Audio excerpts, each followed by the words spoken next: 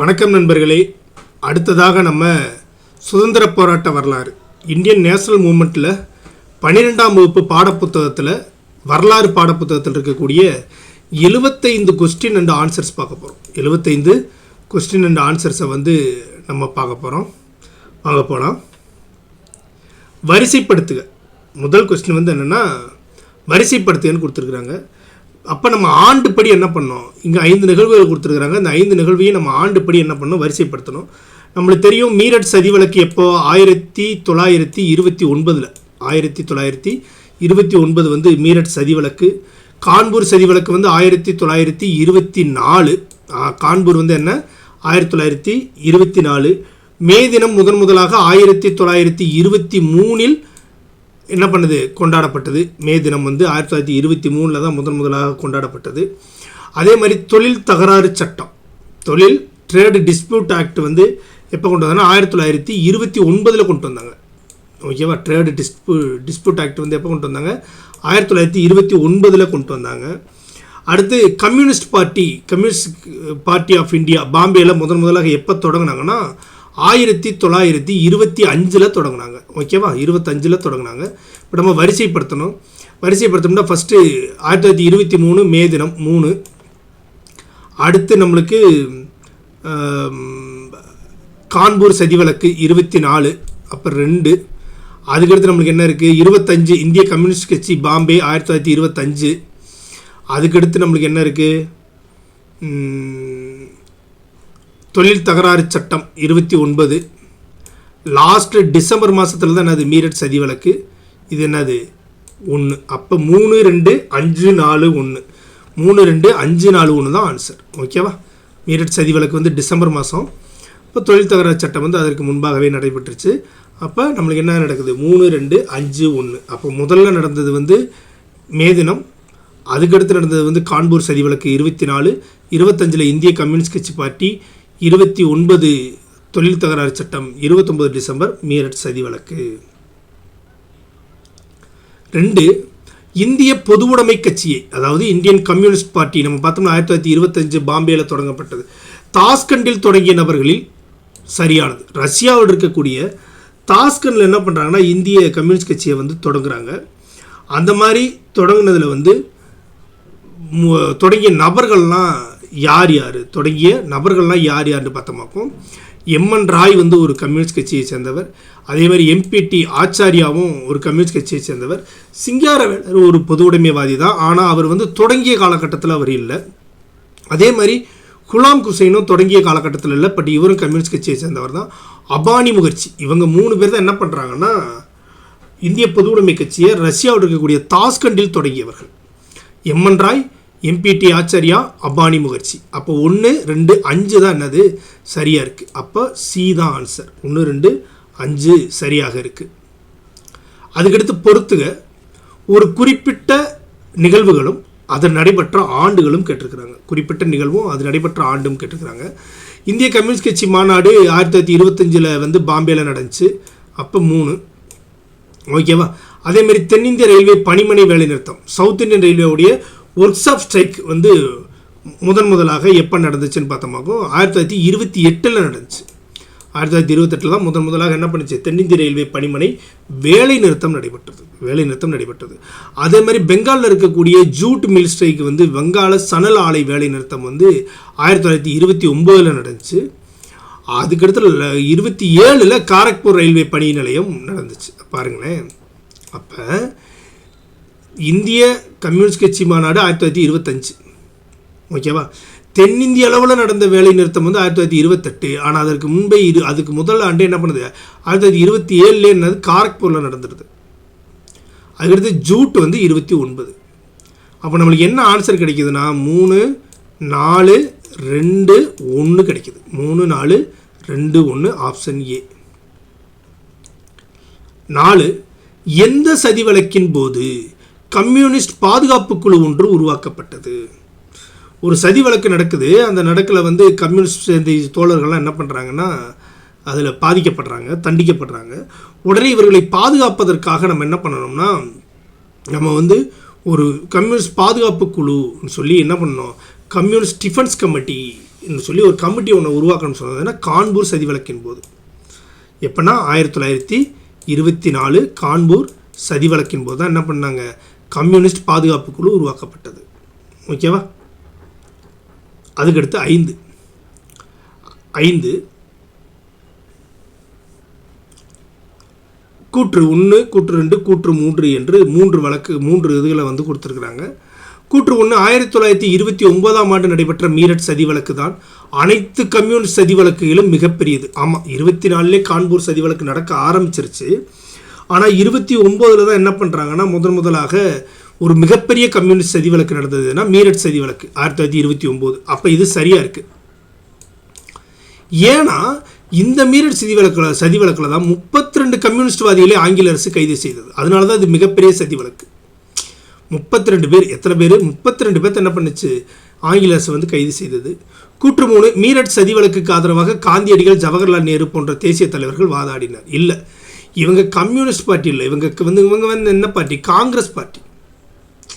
இவங்க வந்து காங்கிரஸ் பார்ட்டி. அப்போ இவங்க எப்படி அவங்க வாதாடிருப்பாங்க, வாய்ப்பு. அப்போ நம்மளுக்கு என்ன கேட்டிருக்காங்க ஆப்ஷனில், சரிதான் கேட்டிருக்கிறாங்க. அப்போ 1, 2 சரியாக இருக்குது. 1, 2 சரியாக இருக்குது.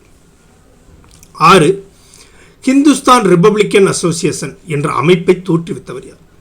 ஹிந்துஸ்தான் ரிப்பப்ளிக்கன் அசோசியேஷன் என்ற அமைப்பை தோற்றுவித்தவர் யார்னா 2 பேர். இவங்க தான் என்ன பண்ணாங்கன்னா ஹிந்துஸ்தான் ரிப்பப்ளிக்கன் அசோசியேஷனை தோற்றுவித்தவர்கள் சச்சின் சன்யால் மற்றும் பகத்சிங். சச்சின் சன்யாலும் சோகாஸ் சட்டர்ஜியும். சச்சின் சன்யாலும் சோகாஸ் சட்டர்ஜி அவர் 2 பேர் சேர்ந்ததை என்னத்தை உருவாக்குறாங்கன்னா இந்த ஹிந்துஸ்தான் ரிப்பப்ளிகேஷன் அசோசியேஷனை தோற்றுவித்தவர்கள் சச்சின் சன்யால் மற்றும் சோகாஸ் சட்டர்ஜி. அப்போ ஆப்ஷன் டியில் தான் A and C இருக்குது. அதுதான் ஆன்சர். ஓகேவா. அடுத்து 7, இரண்டாவது லாகூர் சதி வழக்கு என அழைக்கப்படுவது எது? இரண்டாவது லாகூர் சதி வழக்கு என்று அழைக்கப்படுவது எது என்று கேட்டமாகும். சாண்டர்ஸ் கொலை வழக்கு இருக்குல்ல, அந்த சாண்டர்ஸை கொலை செஞ்சாங்கல்ல, சாண்டர்ஸ் என்ற ஆங்கிலேய காவல்துறை அதிகாரியை கொலை செய்த வழக்கு தான் என்னது, இரண்டாவது லாகூர் சதி வழக்கு. ஓகேவா. 8, சிட்டகாங் ஆயுதப்படை தாக்குதலுடன் தொடர்புடையவர் யார்? சிட்டகாங்கில் ஒரு மிகப்பெரிய ஆயுதப்படை வந்து 1930 என்ன பண்ணப்பட்டுச்சு, சிட்டகாங் ஆயுதப்படை தாக்குதல் வந்து நடைபெற்றுச்சு. இதில் யாரெல்லாம் தொடர்புடையவர்னா நம்ம சூர்யா சென் ஒருத்தர் தான். சூர்யா சென் தான் என்ன பண்ணவர் 1930 சிட்டகாங் என்ற ஆங்கிலேய ஆயுதப்படையுடைய தாக்குதலை போய் அங்கே இருக்கக்கூடிய ஆயுதங்களை திருடுவதற்காக, அது ஆங்கிலேய ஆயுதங்களை கொள்ளையடிப்பதற்காக நடத்தப்பட்ட நிகழ்வு தான் என்னது, சிட்டகாங் ஆயுதப்படை தாக்குதல். இதை நடத்தியவர் யாருன்னா சூர்யா சென். 9, தனிப்பட்ட நடவடிக்கைகளின் இடத்தில் ஆயுதம் தாங்கிய போராட்டத்தை ஏற்பாடு செய்வது என்னும் பாதையை ஒரு அர்ப்பணிமிக்க இளைஞர் பட்டாளம் காட்டித்தர வேண்டும் என்று கூறியவர். அதாவது தனிப்பட்ட நடவடிக்கைகளில் ஆயுதம் தாங்கிய போராட்டத்தை ஏற்பாடு செஞ்சு கொடுக்கணும் என்ற பாதையை ஒரு அர்ப்பணிப்பாக இந்த இளைஞர்கள் என்ன பண்ணணும், அதை காட்டித்தரணும் என்று சொல்லி ஒரு இண்டிவிஜுவல் ஆக்ஷனாக என்ன பண்ணணும், இளைஞர்கள்லாம் அதை கண்டிப்பாக செய்யணும்னு சொல்லி கூறியவர் யார்? இளைஞர்கள்லாம் இந்த மாதிரி என்ன பண்ணோம், ஆயுதம் தாங்கிய போராட்டத்தை ஏற்பாடு செய்வதற்கு இளைஞர்கள் என்ன பண்ணோம், அர்ப்பணிமை மிக்கதோடு பாடுபடணும்னு சொன்னது யாருன்னா சிட்டகாங் ஆயுதப்படை தாக்குதலை நடத்திய சூர்யா சென் அவர்கள். 1930 சிட்டகாங் ஆயுதப்படை தாக்குதலை நடத்திய சூர்யா சென் அவர்கள். 10, சிட்டகாங் ஆயுதப்படை தாக்குதல் மூலம் இளைஞர் நெஞ்சில் தேசபக்தி எழுச்சியை உருவாக்க முடியும் என்று கூறியவர் யார்? அதாவது நம்ம இது போன்ற பெரிய ஆங்கிலேயருடைய படைகளை தாக்குவதன் மூலமாக இளைஞர்களுக்குள் ஒரு தேச எழுச்சி ஏற்பட்டு அது இன்னும் தேச போராட்டத்தை பெரிய அளவில் கொண்டு செல்லும் என்று கூறியவர் யாருன்னா கல்பனா தத். கூறியவர் யாரு? கல்பனா தத் அவர்கள் தான் இதை கூறியவர். ஓகேவா. அப்போ இது வந்து என்னது, ஒரு மிகச்சிறந்த செயல் என்று கூறியவர் யாருன்னா கல்பனா தத். 11, பகத்சிங், ராஜகுரு, சுகதேவ் ஆகியோர் தூக்கிலிடப்பட்ட நாள் எது? 3 பேர்த்தையும் ஒரே நாளில் தான் ஒரே வழக்கில் தான் தண்டிக்கப்படுறாங்க. பகத்சிங், ராஜகுரு, சுகதேவ் இவங்க தூக்கிலிடப்பட்ட நாள் 1931 மார்ச் 23. 1931 மார்ச் 23 அன்று தான் இவர்கள் தூக்கிலிடப்பட்ட நாள். 12 சரியான விடையை தேர்வு செய்க. 12 சரியான விடையை தேர்வு செய்க. 1931 ஆண்டு காங்கிரஸ் மாநாடு சர்தார் வல்லபாய் படேல் தலைமையில் கராச்சியில் நடைபெற்றது. ஓகேவா? 1931 காங்கிரஸுடைய கான்ஃபரன்ஸ் யாருடைய தலைமையில் நடந்துச்சா? சர்தார் வல்லபாய் படேல் தலைமையில் நடந்ததாகவும் அது கராச்சியில் நடந்ததாகவும் சொல்கிறாங்க. இது சரி. 1931 இன்றைய பாகிஸ்தானில் இருக்கக்கூடிய கராச்சியில் தான் சர்தார் வல்லபாய் தலைமையில் காங்கிரஸ் மாநாடு நடைபெற்றது. கராச்சி மாநாட்டில் அடிப்படை உரிமை மற்றும் கடமைகள் பற்றிய தீர்மானம் நிறைவேற்றப்பட்டது. முதலாக ஃபண்டமெண்டல் ரைட்ஸ் மற்றும் ஃபண்டமெண்டல் டியூட்டிஸை பற்றி தீர்மானம் நிறைவேற்றப்பட்டது எங்கன்னா இந்த 1931 கராச்சி மாநாட்டில் தான். 3 அப்போ இதுவும் சரியாக இருக்குது. 1931 ஆண்டு இந்திய குடியரசு இராணுவம் என்ற அமைப்பின் மூலம் சூர்யா சென் சிட்டகாங் ஆயுதப்படை தாக்குதலை நடத்தினார். 1931 நடத்தினார், 1931 நடத்தினார். ஓகேவா? அப்போ இது என்னவா இருக்குது? தவறாக இருக்குது. நம்மளுக்கு சரியானது எதுன்னு தான் கேட்டிருக்கிறாங்க. அப்போ 1, 2 மட்டும் சரி. 1, 2 மட்டும் சரி. 13 இருப்பு பாதை எப்பொழுது நடைபெற்றது தொடங்கப்பட்டது? உலக பெருமந்தம் எப்போ நடந்துச்சு? சணல் ஆலை எப்பொழுது தொடங்கப்பட்டது? பருத்தி ஆலை எப்போ தொடங்கப்பட்டதுன்னு சொல்லி நம்மளுக்கு கொடுத்துருக்குறாங்க. ஓகேங்களா? இதில் இருப்பு பாதை முதலாக மும்பை டு தானே 1853 ஆண்டு நடைபெற்றது. இரண்டாவதாக 1856 சென்னை டு அரக்கோணம் நடைபெற்றது. முதல்ல எங்கே இருந்துச்சு? மும்பை டு தானே 1853. உலக பெருமந்தம் 1929 நடைபெற்றது. உலக பெருமந்தம் நடைபெற்ற ஆண்டு எப்படின்னா 1929. சணல் ஆலை 1855 பருத்தி ஆலை அதற்கு ஒரு ஆண்டுக்கு முன்பு 1854 நடைபெற்றது. ஓகேவா? இருப்பு பாதை 1853, உலக பெருமந்தம் 1929, சணல் ஆலை 1855, பருத்தி ஆலை 1854. நம்மளுக்கு என்ன ஆன்சர் கிடைக்குதுன்னா 2, 3, 4, 1. 2, 3, 4, 1. Option A. 14 சரியான விடையை தேர்வு செய்க. Bombay spinning and weaving company Cowasji Nanabhoy Davar என்பவரால் தொடங்கப்பட்டது. இந்த பாம்பேவில் ஸ்பின்னிங் அண்ட் வீவிங் கம்பெனி இருக்குல்ல, முதலாக நடைபெற்ற ஸ்பின்னிங் கம்பெனி யாரால் தொடங்கப்பட்டதுன்னா கவசி நானாப் தவர் என்பவரால் தொடங்கப்பட்டது. இது சரி. முதல்ல பாம்பேல தான் தொடங்கினாங்க ஸ்பின்னிங் மில்லு. அந்த ஸ்பின்னிங் கம்பெனியை முதல்ல தொடங்கி வச்சது யாருன்னா கவசி நானாப் தவர். இந்த பாம்பே ஸ்பின்னிங் அண்ட் வீவிங் கம்பெனியை இந்தியாவில் தொடங்கப்பட்ட முதல் பருத்தி ஆலை. இதுவும் சரி. 1854 தொடங்கப்பட்டது. அப்போ நம்மளுக்கு சரியானதான் கேட்டிருக்காங்க. 2மே சரி. கூற்று 1 மற்றும் கூற்று 2 சரி. 15 சரியான விடையை தேர்வு செய்க. 15 சரியான விடையை தேர்வு செய்க என்று நம்மளுக்கு கொடுத்துருக்குறாங்க. 15 1853 ஆண்டு இந்தியாவின் முதல் இருப்பு பாதை மும்பை டு தானே வரை அமைக்கப்பட்டது. சரி. 1853 தான் முதல்ல இருப்பு பாதை மும்பை டு தானேவில் அமைச்சாங்க. 2 கல்கத்தாவில் இந்தியாவின் முதல் சணல் தொழிற்சாலை துவாரகநாத் தாகூர் என்பவரால் தொடங்கப்பட்டது. துவாரகநாத் தாகூர் என்பவரால் முதன்முறையாக கல்கத்தாவில் தான் என்ன பண்ணுச்சு? தொடங்கப்பட்டுச்சுன்னு கொடுத்துருக்குறாங்க. இல்லை, இது என்னவா இருக்குது? தவறாக இருக்குது. ஓகேவா? இந்தியாவுடைய முதல் சணல் ஆலை ஜார்ஜ் ஆக்லண்ட் என்பவரால் தொடங்கப்பட்டது. ஜார்ஜ்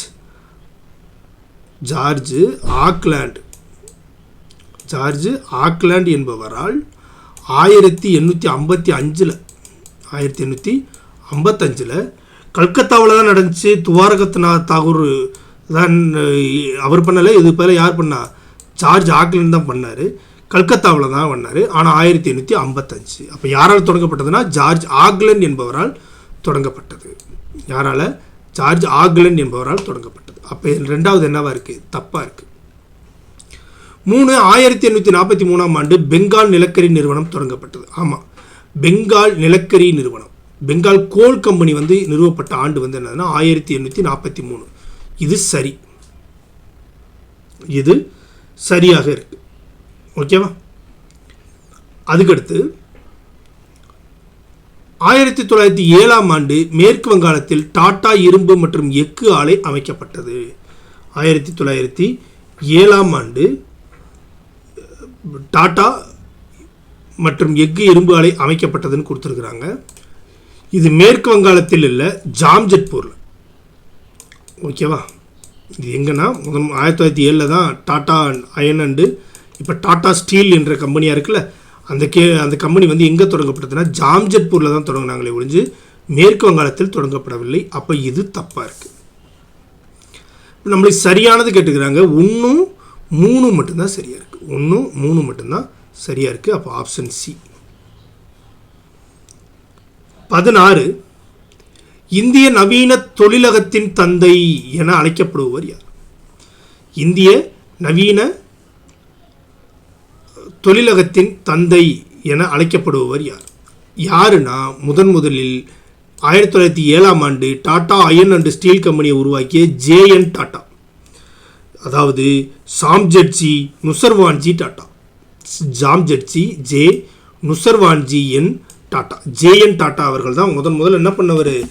இந்தியராக இருந்து ஒரு மிகப்பெரிய தொழிலையத்தை தொடங்கியவர். 17 1905ஆம் ஆண்டு நடைபெற்ற சுதேசி இயக்கத்தின் நிகழ்வாக டாடா இரும்பு எஃகு ஆலை அமைக்கப்பட்ட இடம் எது? நம்ம ஏற்கனவே பார்த்துட்டோம். அமைக்கப்பட்ட இடம் எது? அமைக்கப்பட்ட இடம் டாடா இரும்பு எஃகு ஆலை அமைக்கப்பட்ட இடம் எதுன்னு கேட்டிருக்கிறாங்க. இங்கே நீங்கள் என்ன பண்ணக்கூடாது? சாம்ஜெட்பூர்னு போட்டக்கூடாது. ஏன்னா சாம்ஜெட்பூர் மாவட்டத்தில் இருக்கக்கூடிய சாஹி நகர், இங்கே சாம்ஜெட்பூர் மாவட்டத்தில் இருக்கக்கூடிய சாஹி நகரில் தான் என்ன பண்ணாங்கன்னா இந்த டாடா இரும்பு எஃகு ஆலை, இந்த வார்த்தை வந்து நம்மளுக்கு ஸ்கூல் புக்கில் இருக்குது. எங்கே தோற்று வச்சாங்கன்னா சாஹி நகரில் தான் தோற்று வச்சாங்க. எங்கே தோற்று வச்சாங்க? சாஹி நகரில் தோற்று வைத்தார்கள். 18 சரியான இணையை தேர்வு செய்க. 18 சரியான இணையை தேர்வு செய்க. டாடா நீர்மின் நிலையம், டாடா ஹைட்ரோ எலக்ட்ரிக் கம்பெனி 1908 ஓகேவா, 1910. இதுவும் ஜே.என். டாடா உருவாக்குனது தான் ஹைட்ரோ எலக்ட்ரிக் கம்பெனி. பட் இது எப்போனா 1910. ஓகேவா? டாடா குழுமம் எப்போ உருவாக்கப்பட்டதுன்னா 1868. இது சரி. அதே மாதிரி பெங்கால் அயன் ஸ்டீல் கம்பெனி வந்து எப்போ உருவாக்கப்பட்டதுன்னா 1885 கொடுத்துருக்கு. 1890 1890 உருவாக்குனாங்க. 1885 இல்லை. இங்கே அனைத்தும் சரின்னு கொடுத்துருக்காங்க. இல்லை. ஓகேவா? இது ரெண்டும் தப்பாக இருக்குது. டாடா ஹைட்ரோ எலக்ட்ரிக் கம்பெனி வந்து 1910, Bengal iron and steel company வந்து 1890. அப்போ இங்கே என்னது சரியானது கேட்டிருக்காங்க? டாடா குழுமம் உருவாக்கப்பட்டது தான் 1868. அப்போ இதுதான் சரி. ஓகேவா? இதுதான் சரி. அடுத்து தவறான இணையை தேர்வு செய்க. 19 தவறான இணையை தேர்வு செய்க. தவறான இணையை தேர்வு செய்கன்னு கொடுத்துருக்குறாங்க. ஓகேவா? தொழில்துறை ஆணையம் 1916 உருவாக்கப்பட்டது. சரி. தொழில்துறை ஆணையம், இண்டஸ்ட்ரியல் கமிஷன் முதலில் உருவாக்கப்பட்டது அப்படின்னா 1916 உருவாக்கப்பட்டது. இந்தியாவில் முதல் காகித ஆலை பேப்பர் மில் வந்து 1882 உருவாக்கப்பட்டது. இதுவும் சரி. இதுவும் சரி. தென்னிந்திய தொழிற்சாலை நிறுவனம் சவுத் இந்தியன் இண்டஸ்ட்ரி லிமிடெட் வந்து 1905 கொடுத்துருக்குறாங்க. இது தப்பு. ஏன்னா அப்போ தான் தொழிற்சாலைகள் ஒவ்வொன்றா ஸ்டார்ட் ஆகுது. இந்திய தொழிற்சாலையை எப்போ தான் உருவாகுது? 1907 தான் உருவாகுது Tata iron and steel company. இப்போ 905 இல்லை. ஓகேவா? அப்போ இது எப்போ? தென்னிந்திய தொழிற்சாலைகள் நிறுவனம் எப்பொழுது தொடங்கப்பட்டதுன்னா 1932. ஓகேவா? 1932. அடுத்து கான்பூர் தொழில் பதனிடும் தொழிற்சாலை எப்பொழுது உருவாக்கப்பட்டது? 1904 கொடுத்துருக்குறாங்க.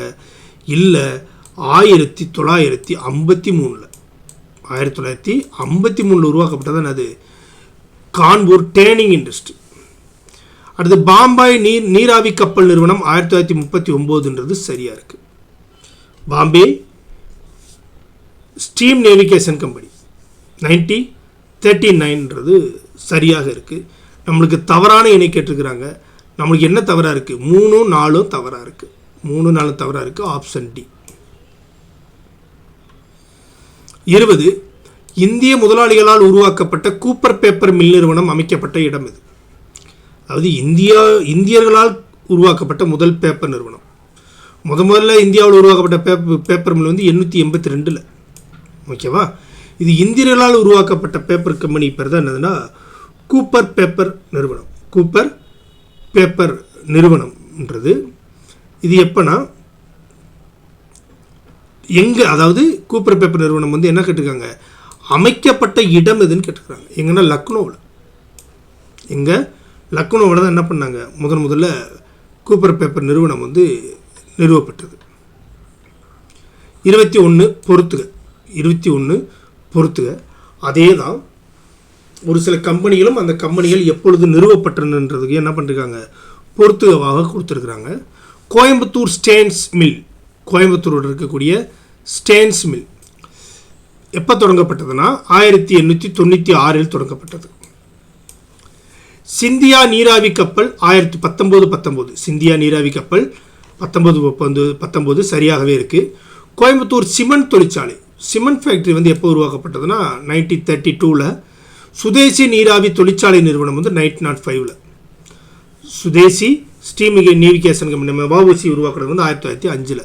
இப்போ எல்லாமே இருக்குது, வரிசையாகவே இருக்குது. 1, 2, 3, 4 ஆப்ஷன் பி. 1, 2, 3, 4 option B. 1875 நிறுவப்பட்ட ஆரிய சமாஜத்தின் மூலம் அரசியலில் இந்து மறுமலர்ச்சிக்கான குரல் ஒலித்தது என கூறியவர் யார்? 1875 வந்து தான் முதல்ல ஆரிய சமாஜம் நிறுவப்படுது. அதனால் வந்து இந்து மறுமலர்ச்சிக்கான ஒரு குரல் வந்து வெளியே வந்துச்சு என்று சொன்னது யாருன்னா சர்வபள்ளி கோபால். சர்வபள்ளி கோபால் தான் என்ன பண்ணுறாரு, இந்த இந்து மறுமலர்ச்சிக்கான குரல் ஒலித்தது ஆரிய சமாஜத்தின் மூலம்தான் என்று கூறியவர். 23 இந்து முஸ்லீம் உறவில் விரிசலை ஏற்படுத்திய அமைப்பு எது? அந்த காலத்தில் முதல்ல இந்து முஸ்லீம் உறவில் விரிசலை ஏற்படுத்தியது அலிகார் இயக்கம், முஸ்லீம் லீக், வாகாபி இயக்கம், பார்சி இயக்கம்னா வாகாபி இயக்கம் தான் என்ன பண்ணுச்சு, முதலில் இந்து முஸ்லீம் உறவில் விரிசலை ஏற்படுத்தியது. ஓகேவா? 24 சரியான விடையை தேர்வு செய்க. 24 சரியான விடையை தேர்வு செய்க. பசுவதை தொடர்பான கலவரங்கள் 1883க்கு பின் அடிக்கடி நடைபெற்றன. ஆமாம், முதலாக 1883க்கு பின்னாடி தான் என்ன பண்ணுது நடக்குது, நிறைய பசுவதை கலவரங்கள். ஓகேவா? இது நடைபெற்றன. சரி. பஞ்சாபில் மட்டும் 15 பசுவதை பெருங்கலங்கள் நடைபெற்றன. ஆமாம், பஞ்சாபில் தான் அதிகமாக நடந்துச்சு. இப்போ இதுவும் சரி. இந்திய தேசிய காங்கிரஸின் 3வது மாநாட்டில் பசுவதையை குற்றம் என அறிவித்து தீர்மானம் நிறைவேற்றப்பட்டது. இல்லை, காங்கிரஸ் அப்படி ஒரு முடிவை எடுக்கவே இல்லை. காங்கிரஸ் இந்த மாதிரி பசுவதை குறித்த எந்த ஒரு முடிவையும் எடுக்கவே இல்லை. 4 பசு பாதுகாப்பு சங்க செயல்பாட்டாளர்கள் தேவநாகரி மொழியை அலுவலக மொழியாக அங்கீகரிக்க வேண்டும் என்று பரப்புரை செய்தனர். தேவநாகரி மொழியை நீங்கள் என்ன பண்ணோம், அதை வந்து அங்கீகரிக்க வேண்டும் என்று கூறினார்கள். இதுவும் சரி. அப்போ நம்மளுக்கு சரியான விடை கேட்டிருக்கிறாங்க 1, 2, 4 ஆப்ஷன் பி. 25 கீழ்கண்டவர்கள் எவர் 64 நாட்கள் உண்ணாவிரதத்திலிருந்து பிறகு சிறையில் உயிரிழந்தவர்?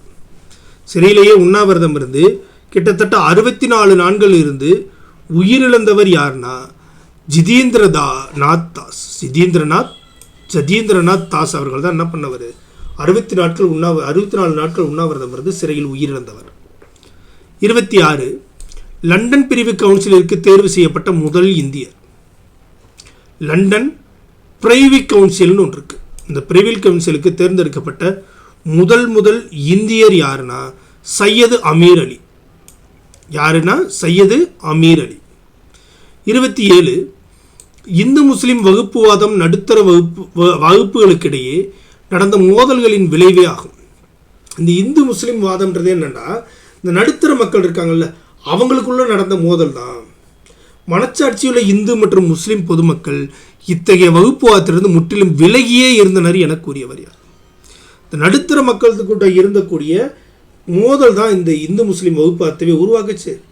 இதில் மனச்சாட்சியுள்ள இந்துக்களாகவோ அல்லது முஸ்லீம்களோ இருந்தவங்க யாருமே என்ன பண்ணல, இந்த வகுப்புவாத போராட்டத்தில் இருந்து, அந்த வகுப்புவாத முன்முயற்சியிலிருந்து என்ன பண்ணாங்க, விலகியே இருந்தாங்கள் என்று கூறியவர் யாருன்னா ஜவஹர்லால் நேரு. என்று கூறியவர் யாரு? ஜவஹர்லால் நேரு. சரியான விடையை தேர்வு செய்க. சரியான விடையை தேர்வு செய்க. காங்கிரஸ் அமைப்பின் முதல் கூட்டத்தின் போது பங்கேற்ற 72 பிரதிநிதிகளில் 2 பேர் மட்டுமே பத்திரிகையாளர்கள். இல்லை, 1/3 பேர் யாராக இருந்தாங்க? பத்திரிகையாளராக தான் இருந்தாங்க. 1/3 பேர் என்னவா இருந்தாங்க? 1/3 பேர் என்ன? 3 3 6 26 பேர் யாராக இருந்தாங்க? பத்திரிகையாளர்களாக இருந்தார்கள். அப்போ இது என்னவா இருக்குது? தவறாக இருக்குது. முதல் இது என்னவா இருக்குது? தவறாக இருக்குது. ஓகேவா? பஞ்சாப் இந்து சபையின் முதல் தகவல் தொடர்பாளராகவும் ஆரிய சமாஜத்தின் தலைவராகவும் பதவி வகித்தவர் லால்சந்த் ஆவார். இது அடுத்த கொஸ்டின் கொடுத்துருக்காங்க. ஆமாம், முதல்ல பஞ்சாப் ஹிந்து சபாவுடைய முதன்மை செய்தி தொடர்பாளர், முதன்மை தகவல் தொடர்பாளராகவும் அந்த பஞ்சாபிலிருந்து ஆரிய சமாஜத்துடைய தலைவராக பதவி வகித்தவர் யாருன்னா லால்சந்த். இது சரியாக இருக்குது. அடுத்து சி, 1906ஆம் ஆண்டு நிறுவப்பட்ட பஞ்சாப் இந்து சபை இந்து இனவாத கருத்தியல் மற்றும் அரசியலுக்கான அடித்தளத்தை அமைத்தது கொடுத்துருக்காங்க. 1906 அமைக்கல பஞ்சாப் இந்து சபை, 1909 அமைக்கப்பட்டது. இது கரெக்டு தான். பஞ்சாப் இந்து சபை தான் இனவாத கருத்தியல் மற்றும் அரசியலுக்கான அடித்தளம் அமைச்சது. ஆனால் ஆண்டு 1906 அல்ல, 1909. அப்போ இதுவும் தப்பாக இருக்குது. இதுவும் தப்பாக இருக்குது. டி, 1880களில் உள்ளாட்சி அமைப்பில் வகுப்புவாத அரசியலை ரிப்பன் பிரபு அறிமுகம் செய்தான் இருக்கு. இந்த வகுப்புவாத அரசியலை அறிமுகப்படுத்துறது ரிப்பன் பிரபு இல்லை. ஓகேவா? அது யாருன்னா மின்டோ பிரபு. யார்?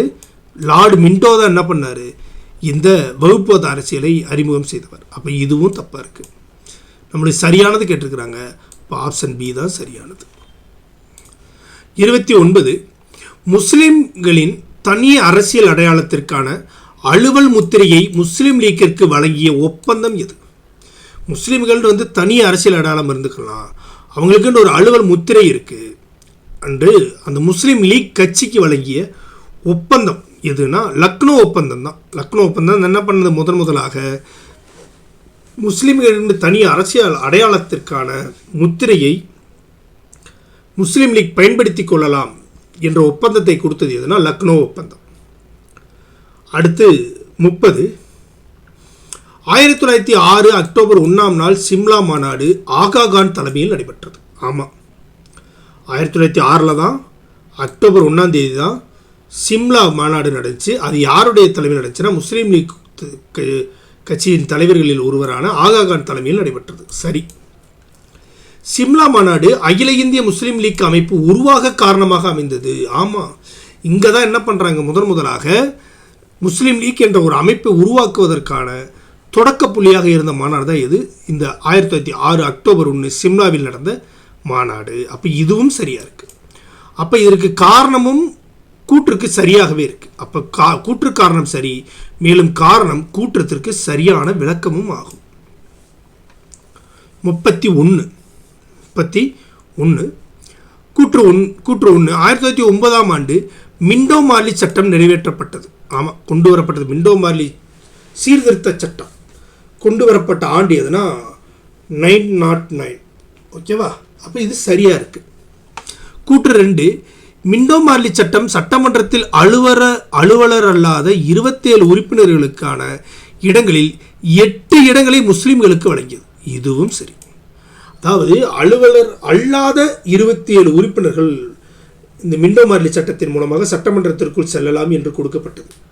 இந்த 27 உறுப்பினர்களில் 8 பேர் யாராக இருக்கணும்? முஸ்லீம்களாக இருக்க வேண்டும் என்று கொண்டு வரக்கூடிய சட்டம் தான் எதுனா இந்த மிண்டோ மார்லி சட்டம். அப்போ இதுவும் சரியாக இருக்குது. அப்போ கூற்று 1 2 சரி. 32 1915 இந்துக்களின் முதல் அகில இந்திய மாநாடு நடைபெற்ற இடம் இது. 1915 இந்துக்களுக்குன்னு சொல்லி முதலாக அகில இந்திய மாநாடு நடைபெற்ற இடம். அப்போ இந்துக்களுடைய அகில இந்திய முதல் மாநாடு நடைபெற்ற ஆண்டு எதுன்னு கேட்டால் 1915. 1915 இது எங்கே நடந்துச்சுன்னா முதலாக ஹரித்துவாரில் நடந்துச்சு. முதலாக இந்துக்களுக்கான முதல் அகில இந்திய மாநாடு 1915 ஹரித்துவாரில் நடைபெற்றது. 33 எந்த நிகழ்வை காந்தியடிகள் இந்து முஸ்லிம்களின் மோதலாக மதிப்பிட்டார்? ஒரு நிகழ்வு நடக்குது, இது முழுக்க இந்து முஸ்லிம் மோதல் என்று காந்தியடிகள் எந்த நிகழ்வை சொன்னார்னா, மாப்பிளா கிளர்ச்சின்னுவாங்கல்ல, மலபார் ரிபல்லியன், மலபார் கிளர்ச்சியத்தை என்ன பண்ணாங்க, இது ஒரு இந்து முஸ்லிம்களுக்கான மோதல் என்று வர்ணித்தார். 34 1923 அலகாபாத்தில் நடைபெற்ற நகரசபை தேர்தலில் மோதிலால் நேருவுக்கு எதிராக களமிறங்கியவர். 1923 அலகாபாத்தில் நகரசபை தேர்தல் நடக்குது. அதில் நம்ம ஜவஹர்லால் நேருவுடைய அப்பா மோதிலால் நேருவுக்கு எதிராக களமிறங்கியவர் யாருன்னா மதன் மோகன் மாளவியா. யார் களமிறங்கியதுன்னா மதன் மோகன் மாளவியா அவர்கள் தான் என்ன பண்ணாங்க, முதலாக இந்த நகரசபை தேர்தலில் மோதிலால் நேருவுக்கு எதிராக களமிறங்கியவர். ஓகேவா? அதுக்கடுத்து 35 சரியான விடையை தேர்வு செய்க. 35 சரியான விடையை தேர்வு செய்க. பஞ்சாப் மாகாணம் இந்து முஸ்லிம் மாகாணங்களாக பிரிக்கப்பட வேண்டும் என மதன் மோகன் மாளவியா கூறினார். பஞ்சாப்பை வெஸ்ட் பஞ்சாப் ஈஸ்ட் பஞ்சாப் என இரண்டாக பிரிக்கணும்னு சொன்னது உண்மைதான். ஆனால் அதை சொன்னவர் மதன் மோகன் மாளவியா இல்லை. அதை சொன்னது யாருன்னா நம்ம முகமது அலி ஜின்னா அவர்கள். யார்? முகமது அலி ஜின்னா தான் என்ன பண்ணார், நீங்கள் பஞ்சாப்பை ரெண்டாக பிரிக்கணும்னு சொன்னார். இப்போ இது தப்பாக இருக்குது.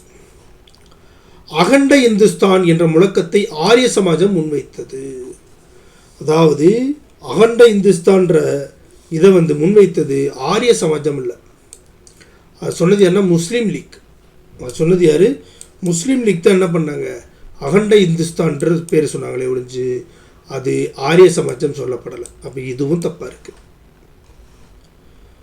அடுத்து 35 சி டெல்லி முஸ்லிம் மாநாடு வடிவமைத்த புதிய 4 கருத்துக்களை ஏற்றுக்கொள்ளும்படி மோதிலால் நேரு அகில இந்திய காங்கிரஸ் கமிட்டிக்கு வற்புறுத்தினார். டெல்லியில் ஒரு முஸ்லீம் மாநாடு நடக்குது. அங்கே ஒரு 4 கருத்துக்களை அவங்க கொடுக்குறாங்க அந்த தீர்மானத்தின் மூலமாக. அந்த 4ஐயும் நம்ம ஏற்றுக்கொள்வோம் என்று மோதிலால் நேரு யாருக்கு பண்ணுறாரு, அவர் பதவி வைக்கக்கூடிய இந்திய காங்கிரஸ் கமிட்டிக்கு அவர் வற்புறுத்தினான்றாங்க. இது சரி. இந்து முஸ்லிம் ஒருமைப்பாட்டுக்காக இந்த தீர்மானத்தை நம்ம ஏற்றுக்கொள்வோம் என்று கூறியவர் யார், மோதிலால் நேரு. இது சரி. 35 டி 1935ஆம் ஆண்டு ராஷ்டிரிய சுயம் சேவக் சங்க RSS 1935 தொடங்கப்பட்டதுன்றாங்க. இல்லை, 1925 தொடங்கப்பட்டது. 1925 தொடங்கப்பட்டது. ஓகேவா?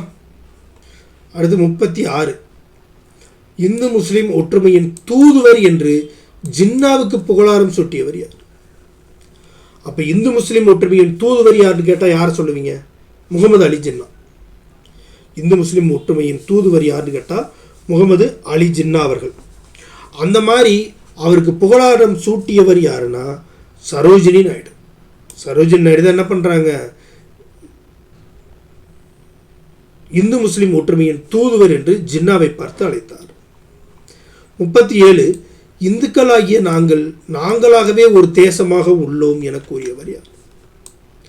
நாங்களே ஒரு தேசமடா என்று கூறியவர் யார்னா விடி சவார்கர்.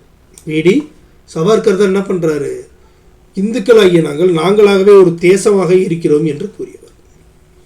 38 எந்த ஆண்டு காங்கிரஸ் இந்து மகாசபையில் உறுப்பினர்களாக இருப்பவர்கள் காங்கிரஸில் உறுப்பினர்களாக இருக்க தகுதி இல்லாதவர்கள் என கூறியது. ஒரு காங்கிரஸ் என்ன பண்ணுதுன்னா, இந்து மகாசபையில் நீங்கள் உறுப்பினர்களாக இருந்தீங்களாக்கும் நீங்கள் என்னவா இருக்கக்கூடாது, காங்கிரஸில் உறுப்பினராக இருக்கக்கூடாது என்று முற்றிலுமாக புறக்கணித்த இயக்கம் எதுன்னா நம்ம காங்கிரஸ் தான். ஓகேவா, காங்கிரஸ் தான். அப்படி அவங்க எந்த ஆண்டு இந்த தகுதியை பற்றி அவங்க பேசுனாங்கன்னா 1938. 39 சரியான விடையை தேர்வு செய்க. 39 சரியான விடையை தேர்வு செய்க. 1937ஆம் ஆண்டு நடைபெற்ற மாகாண தேர்தலில் 11 மாகாணங்களில் காங்கிரஸ் வெற்றி பெற்றது. 11 மாகாணங்களில் என்ன பண்ணுது, காங்கிரஸ் வெற்றி பெற்றுச்சு சொல்லி போட்டிருக்கிறாங்க. இல்லை, 11 மாகாணங்களில் வெற்றி பெறல, 6 மாகாணங்களில் வெற்றி பெற்றார்கள். 1937ஆம் ஆண்டு நடைபெற்ற தேர்தல் மூலமாக காங்கிரஸ் மதச்சார்பற்ற மாபெரும் மக்கள் கட்சியாக எழுச்சி பெற்றது என்றார். 1937ஆம் ஆண்டு நடைபெற்ற தேர்தல் மூலமாக தான் காங்கிரஸ் மதச்சார்பற்ற மாபெரும் மக்கள் கட்சியாக என்ன பண்ணுச்சு, அது ஒரு மிகப்பெரிய எழுச்சியை பெற்றது என்று சொல்கிறாங்க. எழுச்சியை பெற்றது என்று சொல்கிறாங்க. ஓகேவா, அதுக்கடுத்து அப்போ இதுவும் சரி. 1939 டிசம்பர் 22 காங்கிரஸ் பதவி விலகியது. ஆமாம், இந்த தேர்தல் மூலமாக வெற்றி பெற்ற அவர்கள் என்ன பண்ணுறாங்க, மீண்டும் 2 வருஷம் கழிச்சு டிசம்பர் 22 காங்கிரஸ் பதவியிலிருந்து விலகுது. இவங்க விலகின உடனே முஸ்லீம் லீக் என்ன பண்ணுதுன்னா இதை மீட்பு நாளாக கொண்டாடியது. என்ன நாளாக கொண்டாடிச்சு? மீட்பு நாளாக கொண்டாடிச்சு. அப்புறம் அவங்களுக்கு என்ன சரியானது கேட்டுக்கிறாங்க. 2, 3 சரி, 2, 3 மட்டும் சரி. Option D. 40 எந்த ஆண்டு முஸ்லீம் லீக் தனி நாடு வேண்டும் என்ற கோரிக்கையை தீர்மானத்தை நிறைவேற்று. எங்களுக்கு தனி நாடு கொடுத்துருங்கப்பா என்று முஸ்லீம் லீக் சொன்னது எப்போனா 1940. 1940 எங்களுக்கு தனி நாடு வேண்டும் என்று முஸ்லீம் லீக் என்ன பண்ணுச்சு, ஒரு கோரிக்கை தீர்மானத்தையே நிறைவேற்றியது. ஓகேவா. 41 சரியான விடையை தேர்வு செய்க. சரியான விடையை தேர்வு செய்க. என்னது 41.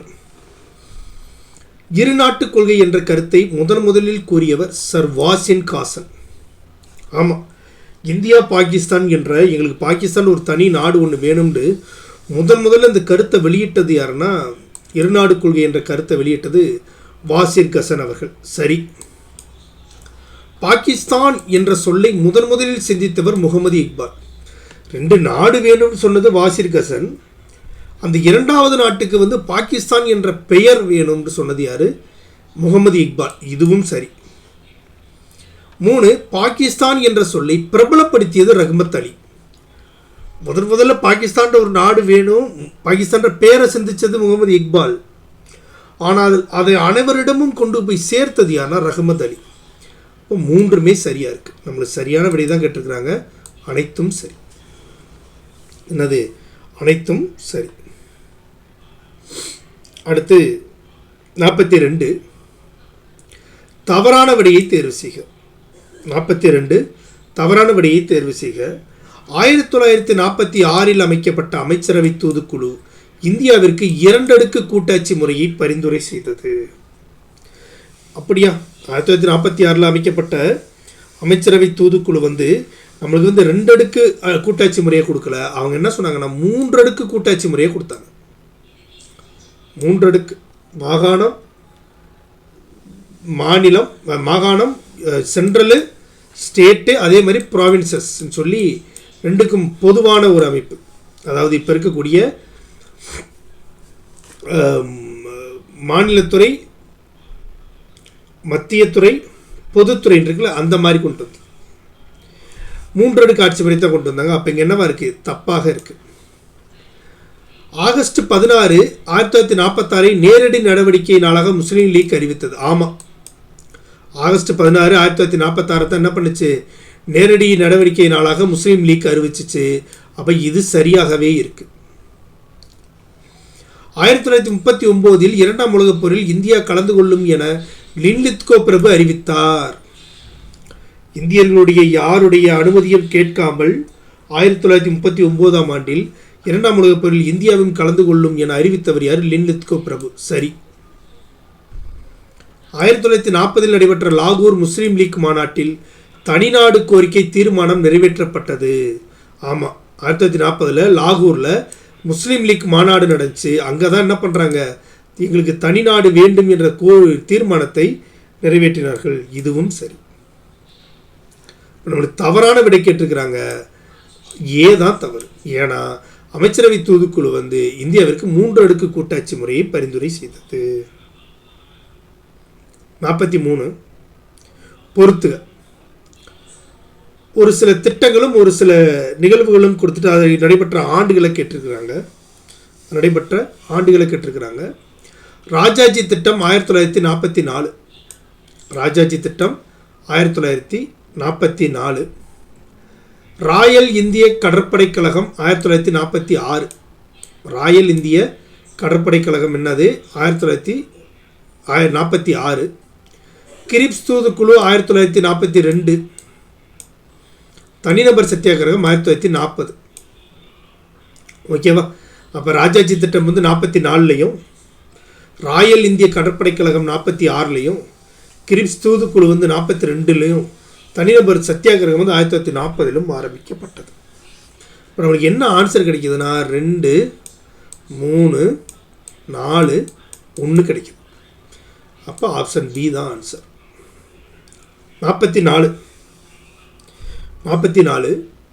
பிரிட்டிஷாரின் போர் முயற்சிக்கு மனித சக்தியாகவோ பணமாகவோ உதவி புரிதல் தவறாகும்.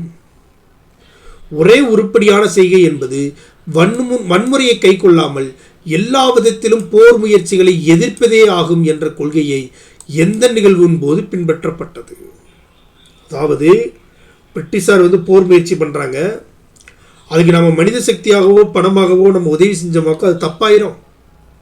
நம்ம செய்ய வேண்டிய உருப்படியான வேலை என்னென்னா, எந்த வன்முறையும் நம்ம கையில் எடுக்காமல் இந்த பிரிட்டிஷாருடைய போர் முயற்சிகளை எதிர்ப்பது மட்டும்தான்.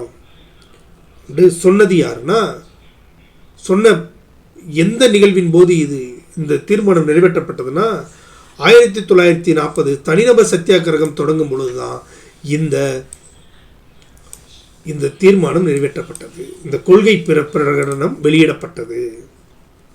45 கல்கத்தாவில் கூடிய அனைத்து இந்திய காங்கிரஸ் கூட்டத்தில் சுபாஷ் சந்திர போஸ் பதவி விலகியதை அடுத்த தலைவராக தேர்வு செய்யப்பட்டவர் யார்? 1938 சுபாஷ் சந்திர போஸ் வெற்றி பெற்ற பின்பும் சில முக்கிய தலைவர்களின் எதிர்ப்பால் தனது பதவியை ராஜினாமா செய்கிறார். உடனே அதற்கு பின்பாக காங்கிரசுக்கு தலைவராக தேர்ந்தெடுக்கப்பட்டவர் யாருன்னா ராஜேந்திர பிரசாத் அவர்கள். யாருன்னா ராஜேந்திர பிரசாத் அவர்கள். 46 வரிசைப்படுத்துக.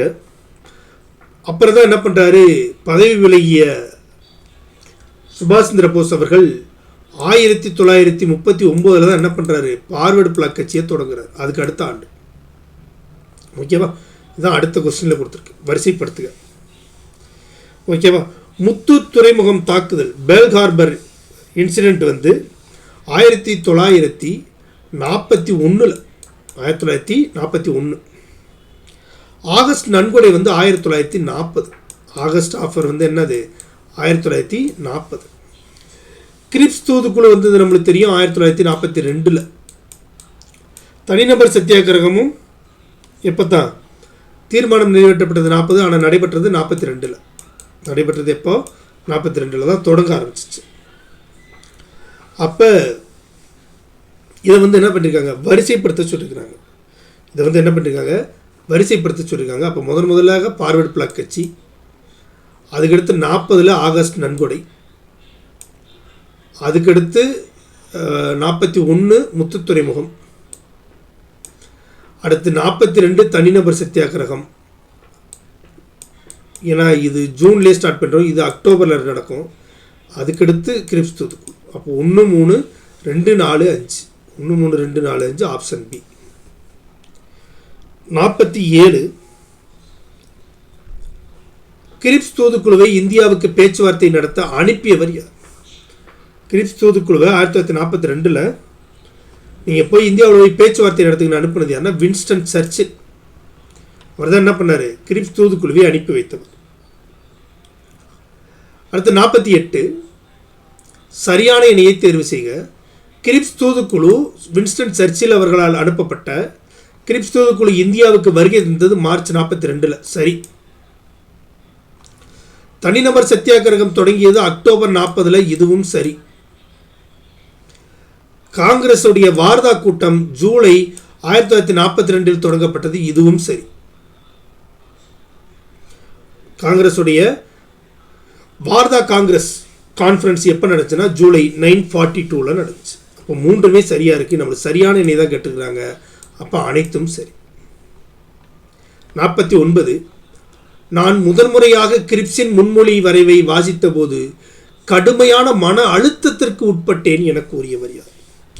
இந்த 1942 வந்த கிரிப்ஸ் தூதுக்குழு ஒரு முன்வரைவை வாசிக்குது, ஒரு முன்வரைவை கொடுக்குது. அதை வாட்சி பார்க்கும்பொழுது எனக்கு மிகப்பெரிய டிப்ரெஷன் ஏற்பட்டுச்சுன்னு சொன்னது யாருன்னா ஜவஹர்லால் நேரு அவர்கள். யார்? ஜவஹர்லால் நேரு அவர்கள் தான் இந்த கருத்தை சொன்னவர். ஓகேவா? அடுத்து 50. சரியான விடையை தேர்வு செய்க. அது சரியான விடையை தேர்வு செய்க. 1. சிங்கப்பூரில் இருந்து 1942 ஆசாத் ஹிந்து ரேடியோ மூலம் சுபாஷ் சந்திர போஸ் இந்திய மக்களை தொடர்பு கொண்டு உரை நிகழ்த்தினார். 1942 தான் பண்ணார். அந்த ரேடியோவுக்கு பேர் ஆசாத் ஹிந்து ரேடியோ தான். இதை பண்ணது சுபாஷ் சந்திர போஸ் தான். இந்திய மக்கள்கிட்ட தான் தொடர்பு கொண்டு உரை நடத்தினார். ஆனால் அது சிங்கப்பூரில் இருந்து இல்லை. அது எங்கேருந்து? ஜெர்மனியிலிருந்து. அது எங்கேருந்து? ஜெர்மனியிலிருந்து. ஆனால் இங்கே என்ன கொடுத்துருக்கு? சிங்கப்பூர்னு கொடுத்துருக்கு. அப்போ இது தப்பாக இருக்குது. அடுத்த 2. வெள்ளையனே வெளியேறு இயக்கத்தின் போது பம்பாய் நகரில் ரகசிய வானொலி ஒளிபரப்பு முறைமையை உஷா மேத்தா மேற்கொண்டார். உஷா மேத்தா தான் வெள்ளையனே வெளியேறு இயக்கம் நடந்துச்சுல. அப்போ பாம்பேயிலிருந்து ஒரு ரகசிய வானொலி ஒளிபரப்பு முறையை உருவாக்கி உஷா மேத்தா தான் என்ன பண்ணார்? முதன்முறையாக மேற்கொண்டார். இது சரி. 3. லின்லித்கோ பிரபுக்கு அடுத்து இந்திய அரச பிரதிநிதியாக வேபல் பிரபு பதவியேற்றார். ஆமாம், லின்லித்கோ பிரபுக்கு அடுத்து அரச பிரதிநிதியாக பதவியேற்றவர் யாருன்னா வேபல் பிரபு. அப்போ இது சரியாக இருக்குது. நம்மளுக்கு சரியான விடை தான் கேட்டிருக்கிறாங்க. அப்போ 2, 3 சரியாக இருக்குது. அப்போ ஆப்ஷன் பி. 51. சிங்கப்பூரில் சுபாஷ் சந்திர போஸ் இந்தியாவின் தற்காலிக அரசை ஏற்படுத்திய நாள். ஆமாம், ப்ரொவிஷனல் கவர்மெண்ட்டை இந்தியாவுடைய ப்ரொவிஷனல் கவர்மெண்ட்டை சுபாஷ் சந்திர போஸ் சிங்கப்பூரில் தான் என்ன பண்ணுறாரு? ஏற்படுத்தினார். ஓகேவா? அது எந்த நாடுன்னு கேட்டால் சிங்கப்பூர். எப்போனா 1943 அக்டோபர் 21. 1943 அக்டோபர் 21 என்ன பண்ணார்? இந்திய தற்காலிக சுதந்திர அரசை சிங்கப்பூரில் நிறுவினார் சுபாஷ் சந்திர போஸ். 52. காந்தியடிகளை தேசத்தந்தை என்று அழைத்தவர் யார்? வேற யாரு? நம்ம சுபாஷ் சந்திர போஸ் தான். அவர் தான் என்ன பண்ணார்? காந்தியடிகளை தேசத்தந்தை என்று அழைத்தவர், ஃபாதர் ஆஃப் த நேஷன் என்று அழைத்தவர். 53. சரியான விடையை தேர்வு செய்யன்னு கேட்டிருக்காங்க. இந்திய தேசிய இராணுவம் மீதான விசாரணை டெல்லி செங்கோட்டையில் நடைபெற்றது. ஆமாம், இந்தியன் நேஷனல் ஆர்மியோடைய விசாரணைகள் அனைத்தும் நடைபெற்ற இடம் எங்கன்னா டெல்லியில் இருக்கக்கூடிய ரெட் ஃபோர்ட்டில் நடந்துச்சு. 2. இந்திய தேசிய இராணுவ வீரர்கள் சார்பாக வழக்கில் வாதாடியவர் ஜவஹர்லால் நேரு. ஆமாம், இந்த இந்தியன் நேஷனல் ஆர்மி சோல்ஜர்ஸ் இருக்காங்கல்ல, இவங்களுக்காக வாதாடியது யாருன்னா ஜவஹர்லால் நேரு அவர்கள் தான் என்ன பண்ணார்? டெல்லி செங்கோட்டையில் வாதாடினார். 3. இந்திய தேசிய இராணுவம் மீதான விசாரணைக்கு உட்படுத்தப்பட்ட 3 முக்கிய நபர்கள் ஷா நவாஸ்கான், BK செகல், GS தில்லான். இந்த தேசிய இராணுவத்தின் மீது விசாரணை நடந்துச்சுல, இதில் குற்றம் சாட்டப்பட்ட முக்கியமான 3 நபர்கள் யாருன்னா அந்த 3 பேர் தான். அந்த 3 பேர் ஷா நவாஸ்கான், BK செகல், GS தில்லான். அப்போ இதுவும் சரியாக இருக்குது. நம்மளுக்கு சரியான விடை தான் கேட்டிருக்கிறாங்க. அனைத்தும் சரி. அது அனைத்தும் சரி. 54. ராயல் இந்திய கடற்படை கழகத்தை முடிவிற்கு கொண்டு வர முயற்சி மேற்கொண்டவர் யார்?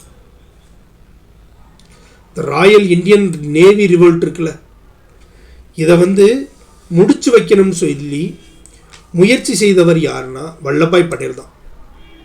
இந்தியாவை ஒருங்கிணைக்கும் பொறுப்பை ஏற்ற வல்லபாய் பட்டேல் தான் என்ன பண்ணுறாரு, இந்த ராயல் இந்தியன் நேவியோடைய ரிவால்ட்டை கழகத்தை நிறுத்தணும் என்று முடிவு செய்தவர் யார், வல்லபாய் பட்டேல்.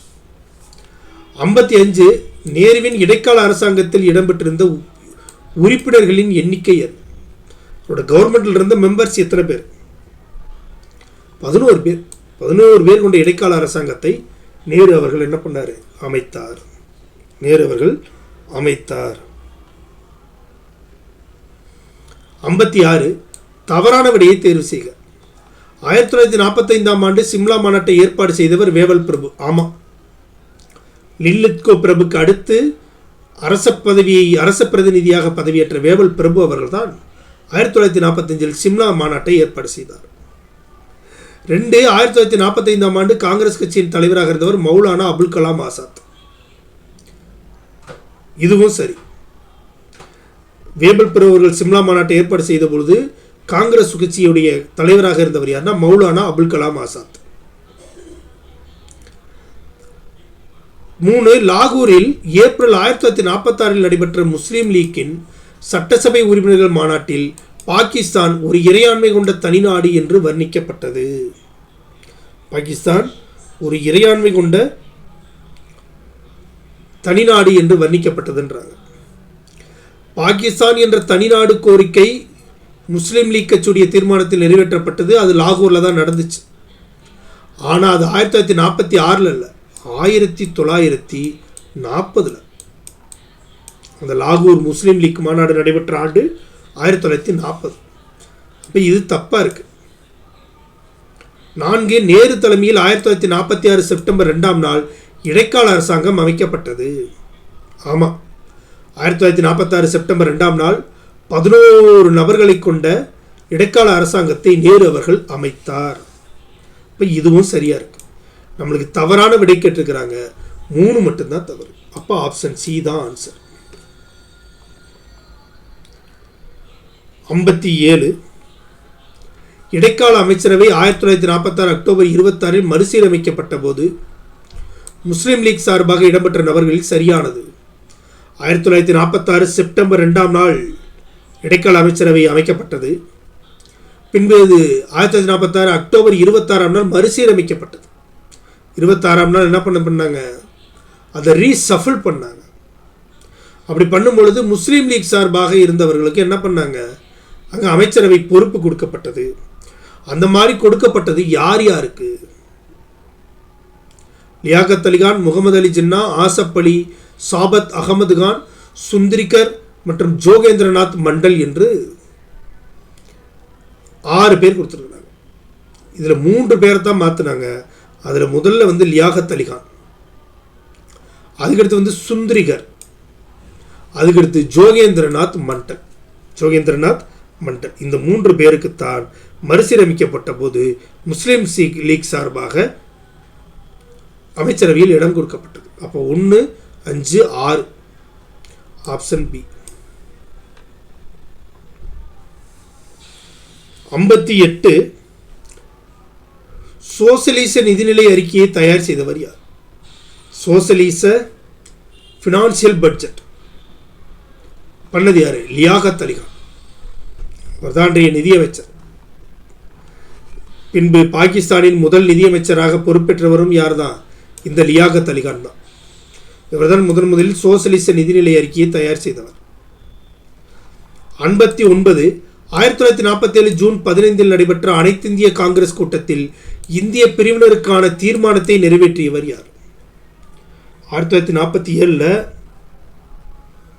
ஜூன் 15ஆம் நாடு அனைத்திந்திய காங்கிரஸ் கூட்டம் நடைபெறுது. அங்கதான் என்ன பண்றாங்கன்னா, இந்த இந்தியாவை 2 நாடாக பிரிப்பதற்கான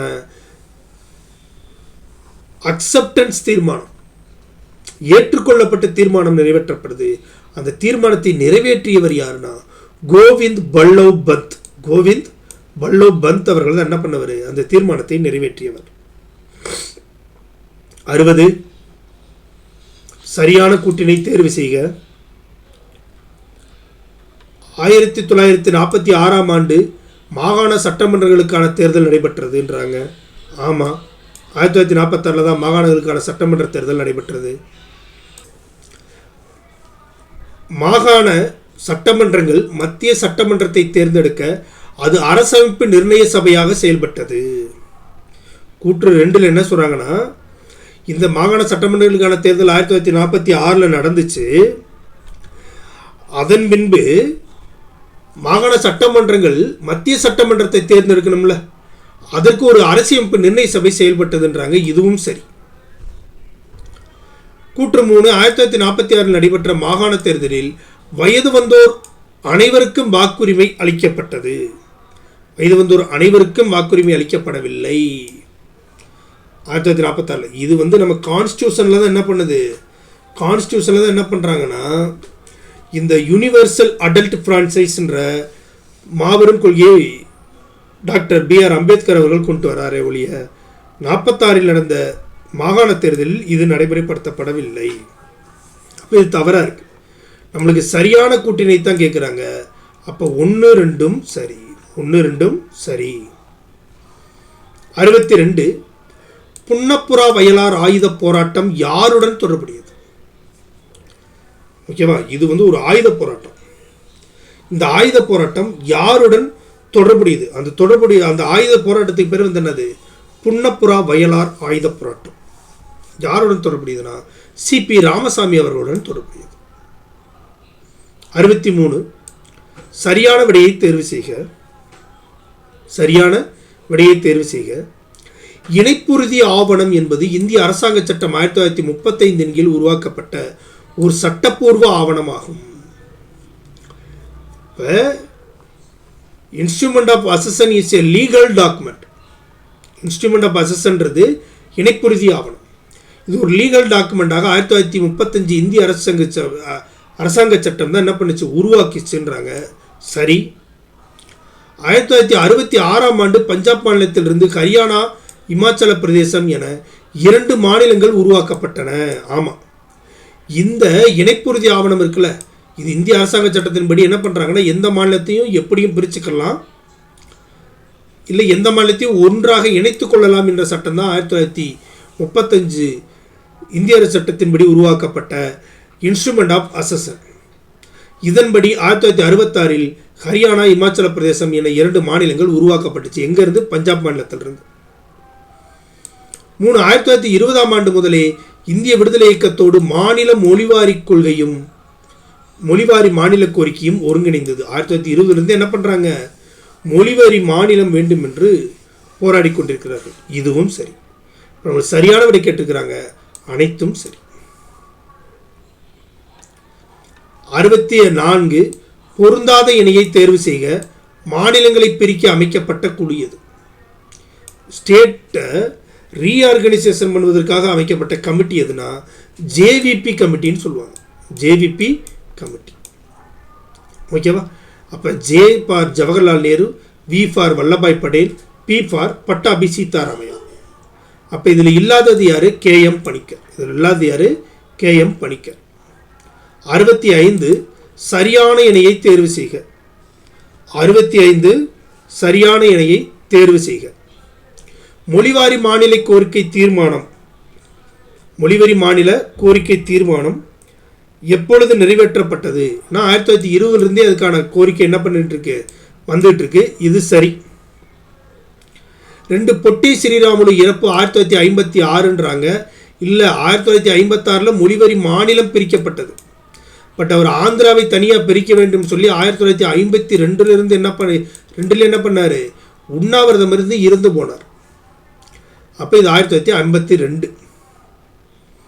அடுத்து ஜேவிபி குழு. ஜேவிபி குழு 1949 உருவாக்கப்பட்டுச்சு. ஆனால் இவங்க என்ன பண்ணிட்டாங்க, மொழிவாரி மாநிலம் பிரிக்கக்கூடாது என்ற தீர்மானத்தை கொடுத்துட்டாங்க. அதுக்கடுத்து வேறு வழியே இல்லாமல் ஸ்ரீராமுலு அவர்களுடைய இறப்புக்கு பின்பு மொழிவாரி மாநிலம் பிரிச்சே ஆகணும் என்று அதற்கடுத்து போடப்பட்ட குழுவுக்கு பேர் தான் மாநில மறுசீரமைப்பு ஆணையம். KM பணிக்கர் தலைமையில் பாசல் எலி கமிட்டி. இதுதான் 1953 கொடுத்துருக்குறாங்க. இது 1956. இது 1956 பாசல் எலி கமிட்டி. அப்போ சரியான இணை கேட்டிருக்கிறாங்க.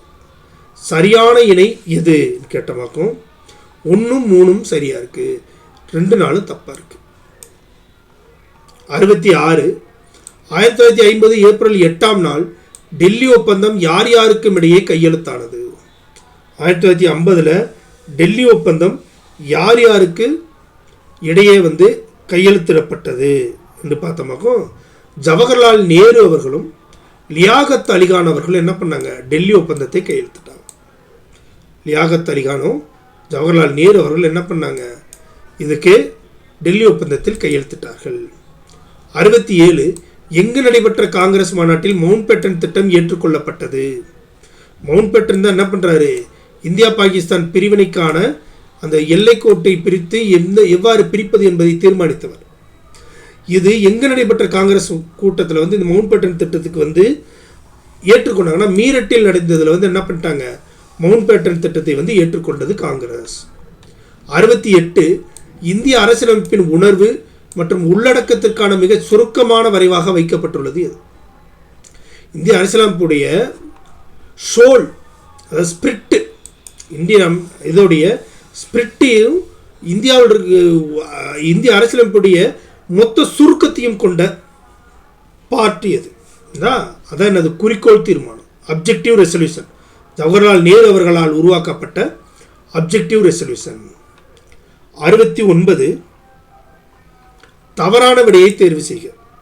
69 என்னது? தவறான விடையை தேர்வு செய்க. இந்திய அரசமைப்பு 1950 ஜனவரி 26ஆம் நாள் அரசியலமைப்பு நிர்ணய சபையால் ஏற்றுக்கொள்ளப்பட்டதுன்றாங்க. ஜனவரி 26ஆம் நாள் நடைமுறைப்படுத்தப்பட்டது. ஏற்றுக்கொள்ளப்பட்டது எப்போனா 1949 நவம்பர் 26. 1949 நவம்பர் 26 என்ன பண்ணாங்க? ஏற்றுக்கொண்டாங்க. பி 1946 டிசம்பர் 13ஆம் நாள் ஜவஹர்லால் நேரு இந்திய அரசமைப்புக்கான குறிக்கோள் தீர்மானத்தை அரசமைப்பு நிர்ணய சபையில் அறிமுகப்படுத்தினார். இது சரி. 1946 டிசம்பர் 13ஆம் நாளில் அப்ஜெக்டிவ் ரெசல்யூஷனை, நம்மளுடைய இந்திய அரசியலமைப்பு எவ்வாறு அமையப்போகிறது என்பதற்கான குறிக்கோள் தீர்மானத்தை கொண்டு வந்தது என ஜவஹர்லால் நேரு அவர்கள். இது சரி. சி அரசமைப்பு நிர்ணய சபையின் முதல் கூட்டம் 1946 டிசம்பர் 9 நடைபெற்றது. ஆமாம், டிசம்பர் 9 தான் முதல் கூட்டம் நடக்கும். இங்கே தான் சச்சிதானந்த சின்ஹா என்பவரை என்ன பண்ணுவாங்க? தற்காலிக அரசியலமைப்பு நிர்ணய சபை தலைவராக தேர்ந்தெடுப்பாங்க. பின்பு டிசம்பர் 11 நிரந்தரமான ராஜேந்திர பிரசாத் அவர்களை தேர்ந்தெடுப்பாங்க. இப்போ இதுவும் சரி. அப்போ ஆப்ஷன் ஏ தான் தவறாக இருக்கு. 70 மொழிவாரி முழு பிரச்சனையை முதல் பிரச்சனையாகவும் முக்கிய பிரச்சனையாகவும் எடுத்து அரசமைப்பு நிர்ணய சபை தீர்வு காண வேண்டும் என கூறியவர் யார்? நாங்கள் 1920 மொழிவாரி மாநிலத்தை பற்றி பேசிட்டு வரோம். இந்த அரசியலமைப்பு நிர்ணய சபை என்ன பண்ணணும்னா, இதைத்தான் நீங்கள் முதல் பிரச்சனையை எடுத்துக்கணும், இதை ஒரு முக்கிய பிரச்சனையாகவும் எடுத்துக்கணும்னு சொல்லி இதை ஒரு கோரிக்கையாக வைத்தது யாருன்னா பட்டாபி சீதாராமையா. 71 மகாத்மா காந்தியடிகள் செய் அல்லது செத்துமடி என்ற நிகழ்வின் போது அழைப்பு விடுத்தார். எந்த நிகழ்வின் போது? டூ ஆர் டை என்றார். வெள்ளையனே வெளியேறு இயக்கம். 72 வரிசைப்படுத்துக. இடைக்கால அரசாங்கம் செப்டம்பர் 2, நம்ம ஏற்கனவே பார்த்தோம், செப்டம்பர் 2 1946. அமைச்சரவை தூதுக்குழு எப்போ?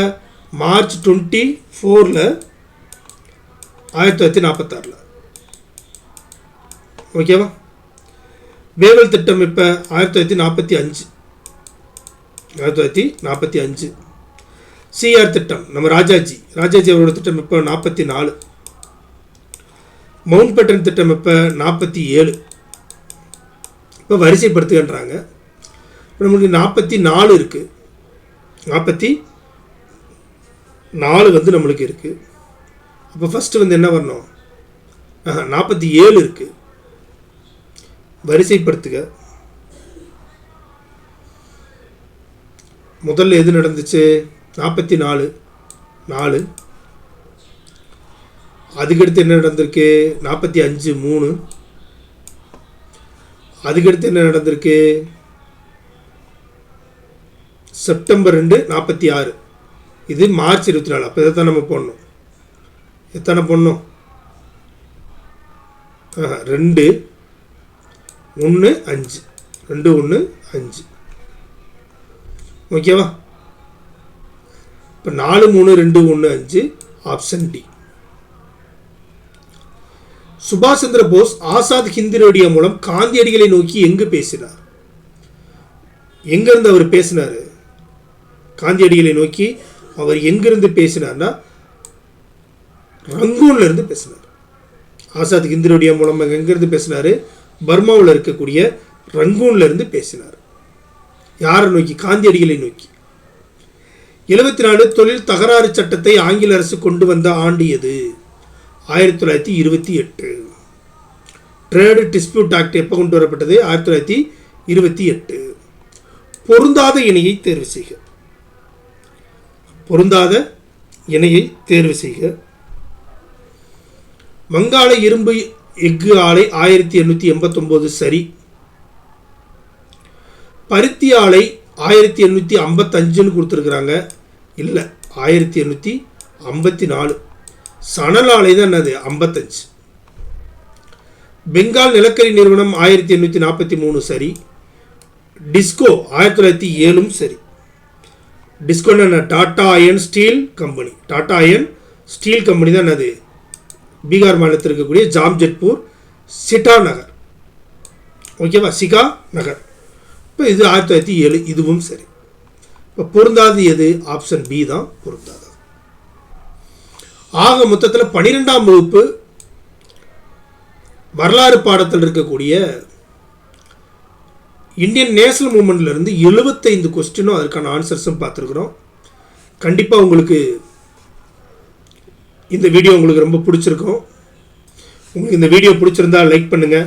உங்களுடைய கருத்துக்கள் ஏதேனும் இருந்துச்சாக்கா அதை கமெண்ட் செக்ஷனில் சொல்லுங்கள். உங்களுடைய நண்பர்கள் சொந்தக்காரங்க யாராக இருந்தால் அவங்களுக்கு இந்த வீடியோவை ஷேர் பண்ணுங்கள். எங்கள் சேனலை சப்ஸ்கிரைப் பண்ணுங்கள். நன்றி.